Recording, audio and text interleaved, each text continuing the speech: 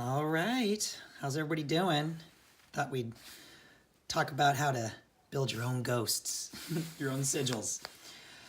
So this is about alignment and duality in this type of modeling of data access, okay, and remote viewing. So I realize that this is based on the consciousness model, this information here. So we do have to start off with some assumptions that this process requires that as its foundation. And we've talked a lot about that here, is how to build a statement of desire.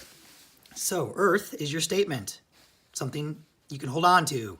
It represents something, right? It's the symbol itself in which we'll have in the end that you will have built in your sigil, okay? Then you have the process of the focus through consciousness and retrieving what it is that you are looking for, okay? What is your focus?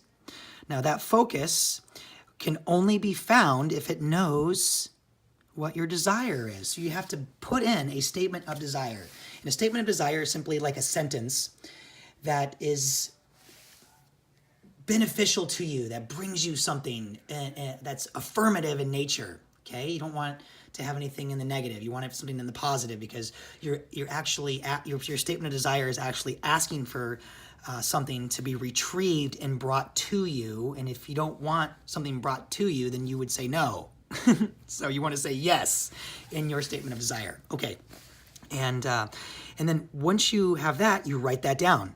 And this process of the sigil, this process of writing that down, is building a relationship with the target itself, because you're going through stages and through layers, and the mental has to take a back seat and just watch the process and just be baffled if it wants to, and interject here and there when it wants things to be in uniform. Because in the consciousness model, thoughts are things, and things have a form. So the mind allows this process to take place because it realizes that you are transferring something into a form itself, which helps the mind understand, because it needs to have differentials, needs to be able to see the difference between things, right? All right. So when you are repeating your thoughts, you're actually creating the world. And repeated thoughts are simply that is sound, right? I mean, that's what it is. Movement and the moment is sound. Okay. So we're going to bridge this magic. I know this is basic stuff here, but it's important to know how to do this because this is part of the process. When we move on, it'll really make a lot more sense. Okay. So you transfer into a form. What that means is that once you have your statement of desire written out, you don't have to do it this way. This is where everybody's technique starts becoming unique and different. Okay, you can. What I like to do sometimes, not all the time, depends on the target. What I like to do is you take out all the vowels first in your statement of desire, right? Your sentence. Take all the vowels, and then I always take out the repeating letters. Okay, and then whatever I have left over, what I do there. Let me get my apple juice here. Okay. So I take all the repeating letters. Then I have just a few letters left over.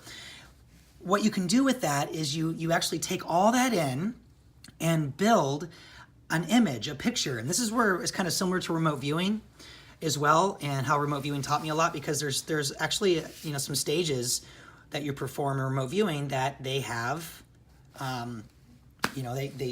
they have images in which you have to draw. You're required to, draw the image. So in this format that we're utilizing here, we're using kind of that remote viewing style to bring the letters together into a form that the conscious mind, so to speak, doesn't really understand it, but because you are aware of how that all came together, now what you're doing is you're equalizing and synchronizing with your mind, and your mind, it has to work in harmony in order to fully grasp and understand it, because that's what it does. It wants to reason. So transfer into a form, you put the images together, you have an image itself, like say there's a P, there's an R, there's an S, and there's a W left over. Okay, so you take the W, you write the W out. Okay, got that. Now you take the P, you put the P in. Okay, got that. You take the R and you look and you go, you know what? I'm just gonna put the R where the P is a little bit, so because they're so similar. So you have a W that looks like an R on the end of it, okay, so far.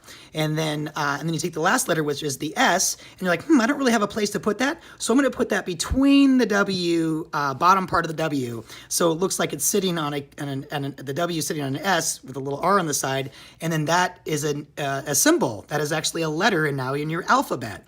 And this is how you transfer into a form itself, okay?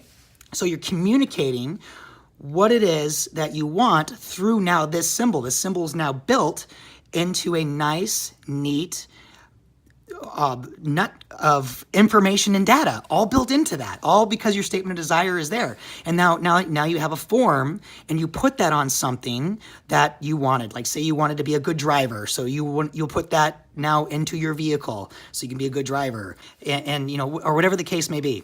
So I'm just using that as an example. I don't want to make this too long, but I did want to share that with you.